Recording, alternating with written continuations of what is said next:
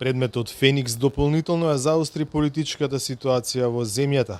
Случајот за злоупотреба на службената положба и перење пари при набавката на 11 споменици од Скопје 2014, за кои меѓу осомничените се некогашниот врв на ВМРО ДПМН, Никола Груевски, Зоран Ставревски и Елизавета Канчевска-Милевска, како и екс-градоначалниците Виолета Аларова и Владимир Тодоровиќ, лидерот на опозицијата денеска го нарече дефокус на јавноста од клучните прашања и театар за граѓаните.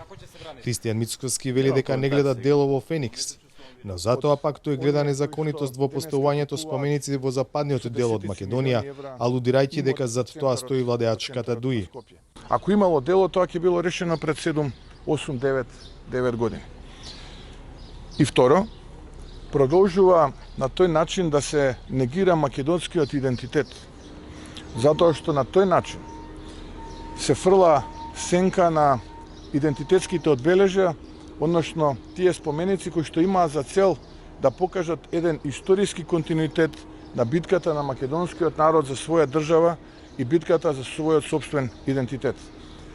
Може би е добро од тука од оваа пресконференција заедно вака со камерите да појдете на споменикот од Слупчане и да прашате таму во Слупчане кој ја дал дозволата за градба, кој го финансирал и како е финансиран, и го охрабрувам истиот тој обвинител за кој што вие кажувате да отвори една таква предистрага, нека се охрабри барем предистрага нека отвори.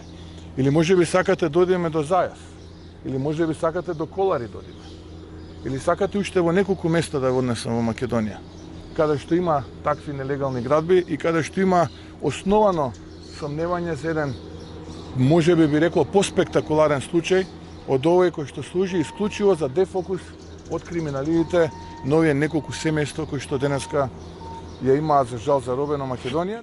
Но Мицкоски тука не застана. Одговори на обвинувањата на ДУИ дека Феникс дополнително покажува дека неговата партија е криминализирана. Првиот човек на ВМРО ДПМН не го поштеди ниту лидерот на ДУИ со кого 10 години беше заедно во власта. Ахмети ќе заврши како обичен криминалец е пораката на Мицкоски. Тој човек кој што себе си се представуваше како борец за човекови права пред 20 години, изгледа раководен од неколкумина околу него, ќе заврши како човек кој што ќе биде длабоко вплеткан во криминал, но за жал го вплеткува и сопственото семејство. Тоа не е добро и би го советувал да тие малкумина советници околу него кои што на овој начин го советуваат да испраќа пораки во јавноста или да ги променят тие позиции таму каде што се, или да престане на овој начин да го вплеткува сопственото семејство. Имаше шанса голема, но како одминува времето, тој не само што ја пропушта таа шанса, туку и е пред сопствениот политички крај како обичен криминалец. Ова денеска беше втор удар за ДУИ откако поранешниот шеф на влијателниот чаерски огранок Изет Меджити ја најави можноста фракцијата на огнените да формира ново политичко движење. Оваа опција, огнените кои подолг период бараат, како што велат, демократизација во ДУИ и заминување на неколку актуелни функционери, ја ставаат во игра по вчерашните внатрепартиски избори со кои 14 ограновци на ДУИ, вклучувајќи го и Чаир, добија нови председатели.